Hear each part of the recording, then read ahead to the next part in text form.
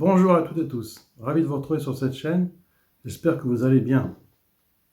Tout d'abord, n'hésitez pas de liker la vidéo si elle vous a plu et de vous y abonner si vous ne l'êtes pas.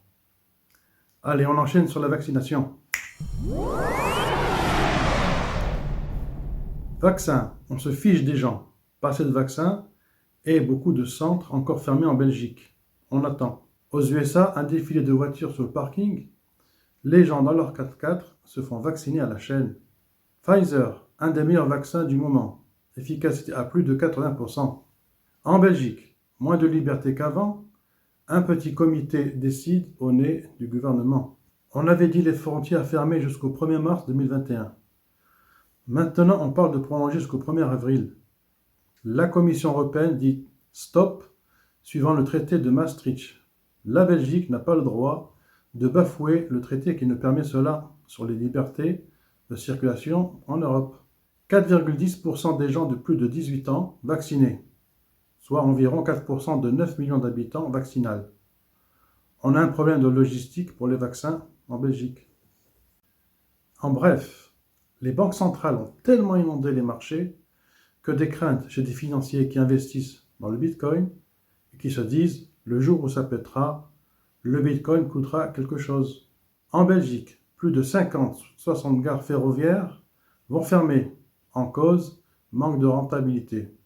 Il ne restera d'ailleurs que des distributeurs de billets de train. Combien de gens au chômage et d'emplois indirects touchés? Quelle tristesse pour la Belgique! Les soldes en France sont prolongés jusqu'au 2 mars 2021.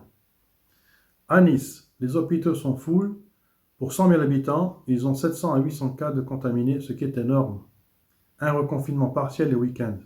Nick Herman, un voyagiste quasiment en faillite en Belgique, demande à être protégé de ses créanciers. Analyse bourse.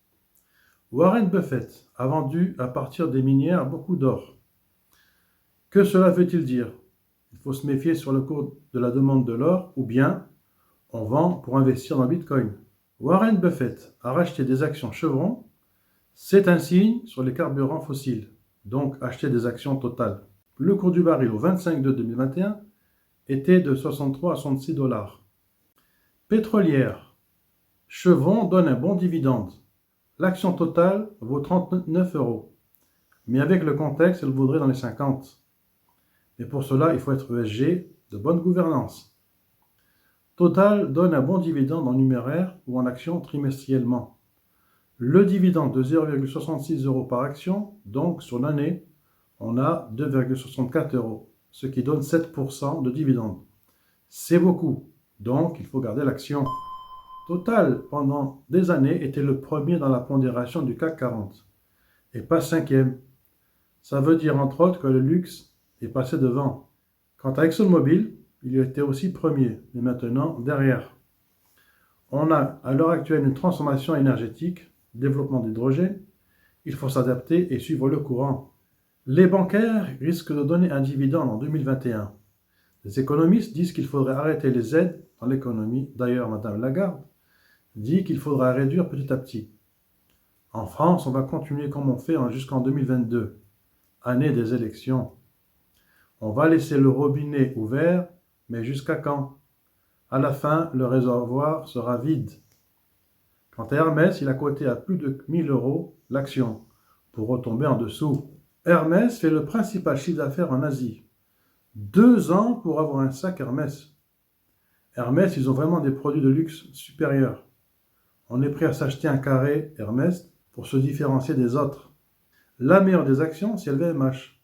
LVMH a d'ailleurs 80 sociétés, donc ils sont partout dans le monde. Ils sont dans les spiritueux, les montres, les parfums, les cosmétiques, etc. Pour revenir à Hermès, ils ont des super chiffres. Il faut attendre 2 ans pour avoir un sac. Mais s'il y a une société achetée en bourse, c'est bien LVMH. Ils sont très diversifiés. Donc l'action va se maintenir. Et puis même si elle baisse, il ne faut pas vendre. Bitcoin. Le gouvernement américain n'a jamais opposé la conversion du Bitcoin en dollars, jusqu'au jour où il pourrait l'en empêcher. Le gouvernement US a encore la main. Un Américain a jeté par mégarde un disque dur à la déchetterie, où il y avait un wallet avec l'équivalent de plus de 200 millions de dollars.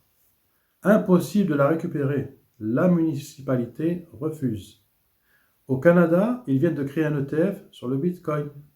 Le Bitcoin a pris un cachot le mardi 22 février 2021, avec une correction de moins 18% environ, tombant à 45 000 $. Depuis, il est remonté un peu vers les 49 000. Morgan Stanley a dit que le Bitcoin pourrait monter à 1,3 million de dollars. Pour le Bitcoin, il n'y a plus de limite. Si tout le monde se met à investir dans le Bitcoin, et comme il n'y en a que 18,5 millions en circulation, sur un total de 21 millions, on peut comprendre sa progression. Au passage, les 21 millions de Bitcoin ne seront atteints qu'en 2140. À un moment donné, on siffle la création et tout s'arrête. Attention! Sur ces mots, je vous souhaite le meilleur et vous donne rendez-vous dans une prochaine vidéo. Au revoir!